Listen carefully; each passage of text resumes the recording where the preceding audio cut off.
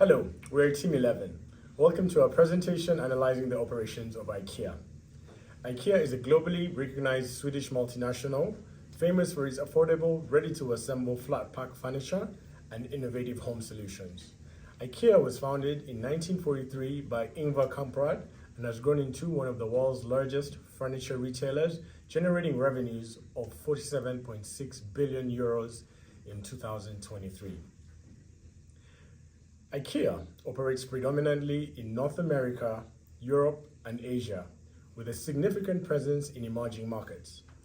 In response to geopolitical tensions caused by the Russian invasion of Ukraine in February 2022, IKEA initiated a phased withdrawal from the Russian market. It completed this in November 2024. So let me take you through IKEA's organization structure. IKEA's operations are divided into three key segments. The franchise division, which is known for IKEA Concept. This division operates 12 franchises who manage 600 customer meeting points globally. These include traditional stores, urban outlets, and pickup points. The range division. This is responsible for designing and developing IKEA's product range, including home furnishings and even the food. This division ensures that the products align with IKEA's vision of affordability, functionality, and sustainability. The third division of IKEA is the supply division. This division oversees the sourcing, manufacturing, and the logistics and flow of goods straight from production all the way to the distribution centers. Now, IKEA is known for its supply chain excellence, and these are some of its characteristics. IKEA operates one of the most efficient and innovative supply chains, and this is a key competitive advantage for them.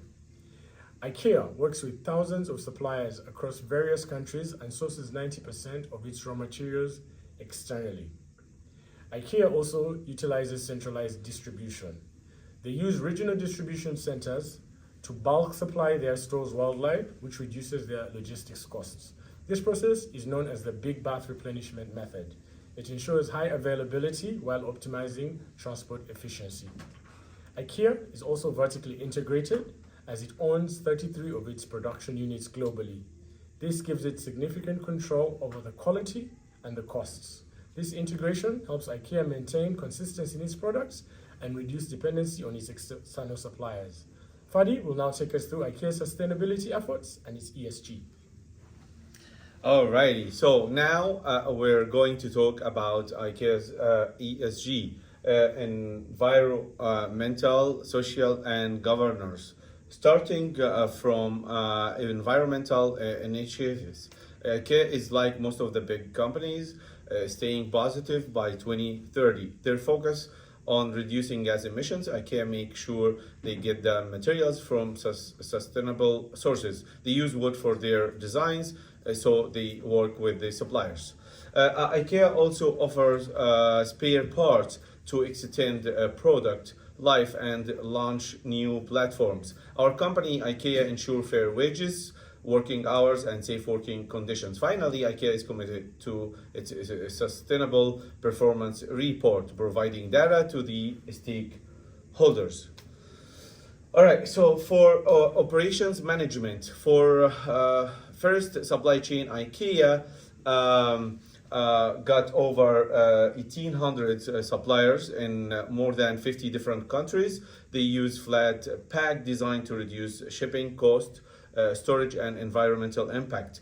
They try to avoid overstock inventory. Their warehouses have self-services and central clubs.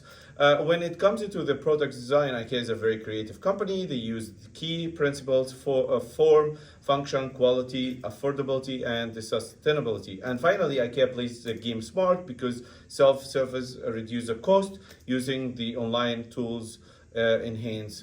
So good management for IKEA. Now I will let my lovely teammate Vanessa to take over. Thank you, Fadi. Let's now analyze the tools we used to analyze the process operation. Okay, based on the information we gathered from IKEA, we performed a process map. Let's briefly describe each one of the processes as the result of the analysis we made. So for this process map, first we have the process product design and development. In this process, IKEA focuses on the effectiveness of the cost and how to design products at the lowest cost and the most profits. Also, in this phase, they start contacting suppliers for mass production. Next, we have the procurement process. In this phase, this is focused on getting raw materials from different suppliers. As we mentioned, they are really focusing on sustainability practices. Then IKEA starts with the manufacturing and the production. In this case, they start with the mass production using lean principles and many methodologies practices for operations management. After IKEA has this production process, they start with the inventory and warehouse management. In this process, they focuses on utilizing automated warehouses. They have practices for tracking stock and optimizing spaces. And then we have the sales and delivery, which will be the main process for sales. And sales are made through the website and stored in different places all around the globe, and they offer both delivery and pickup services. Finally, we have the customer services when they are supported as needed, and they are offered many different channels to contact support. Let's now look at different tools. Let's introduce Shin. Here is an analysis of IKEA's strategy using decision tree. Starting from the first level of expansion, keep, and the downsides of business, we have broken it down to specific tactics.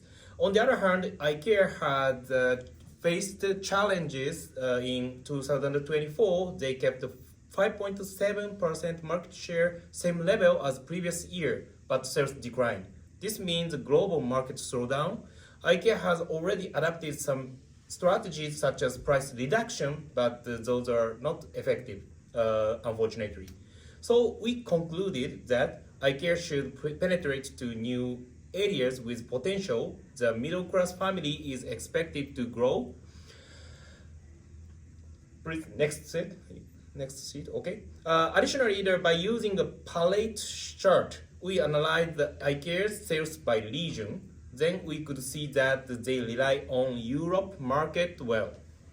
This indicates that their geopolitical risks, and to manage like that risk, IKEA should aggressively penetrate to new regions with middle class population growing. Also, from the point of selecting new market, we discussed that they should select the area in which they can make a differentiation by IKEA's strong supply chain management capability. Next is Bikrant. He will explain about another kind of analysis. Hey, Bikrant. Hi, thank you, Shin. Yeah, now we have done, as a team, we have done a process analysis of the outlet, and we have come up with some observations. As we can see that this seems like a maze-like outlet, and there are navigational challenges at IKEA arise from its maze-like stores layout, designed to guide customers through a predefined path that maximizes product exposures, but can frustrate those seeking specific items or a quick exit. The vast size of the stores, combined with difficulties in locating smaller items or departments, can lead to physical exhaustion, particularly for old adults or those with mobility issues. Additionally, the time-consuming nature of the shopping experience may deter customers who prefer efficiency. Lastly, the self-service model, requiring customers to collect flat-packed furniture from warehouses, can be inconvenient for individuals unfamiliar with the process or managing heavy items. And the next slide. Here we have used this haze and wheelwright model, and we have observed that IKEA operates between third and fourth stage of this haze and wheelwright model, using its operations to drive sustainability, affordability, and innovation. Its supply chain and flat pack design are integrated to its competitive strategy. The recommendations that we have come up with is adapt to regional preferences, where IKEA should develop some product lines tailored to the culture and special needs of specific markets. Yeah, thank you. Now Camila will come up with some recommendations. Thank you. Based on the analysis, the following recommendations are suggested. The first recommendation is relating to market expansion. The proposal to open an IKEA store in São Paulo, Brazil, can be motivated by several strategic reasons. The first is a large consumer market. Brazil is the largest country in Latin America with a population of over 200 million people. São Paulo with over 12 million in the capital, which is a huge consumer potential. In addition, a recent median income earnings of the Brazilian populations. Another point is the expansion of the brand in Latin America. IKEA has already opened stores in Chile, and entering Brazil would represent a way to expand its presence in Latin America. Therefore, the combination of large consumer market, the growing demand for affordable and the functional decoration products, and the strength of the IKEA brand in the furniture and household goods segment makes Brazil a strategic market for the company. So the second recommendation is to introduce a dual path system. In relation to the store map, the idea would be to create two different options for customers. The first one, it would maintain the traditional layout. The same one we have for customers who like to explore the store. And the second would feature fast paths, shortcuts that lead directly to popular product categories or essential department for customers who want to buy quickly. So now we finish with Vanessa. Thank you, Camila. Let's look at other recommendations as well the team has prepared. Our third recommendation is focused on introducing a mobile application for in-store use. This application is looking to better the pre-sales process in store locations. This application will have different features like, for example, GPS navigation. These interactive store maps will help customers to locate products and many departments. And another feature this application will be the product locator. Will help customers to search for specific items and view different locations in the whole store. Another feature will be barcode scanning. This will help the customers to look for details, review, and instructions for many of the different products IKEA offers to their customers. And lastly, we have the smart cart integration. Will help the customers to have digital cart for an easy checkout and a streamlined. Another recommendation the team has prepared will be the one that focuses on the sales and delivery process. This recommendation looks to enhance the contactless pickup process for customers during the sales process. In this case, we are recommending the integration of technologies like ASRS, which stands for Automated Storage and Retrieval System. This kind of machinery that we can look at this graphic can be located in many different parts of the store, mainly at the beginning of the store, the entrance or the exits, and this will help the pickup process when the customers are picking some orders they made online, and this will help the customers to pick up really fast.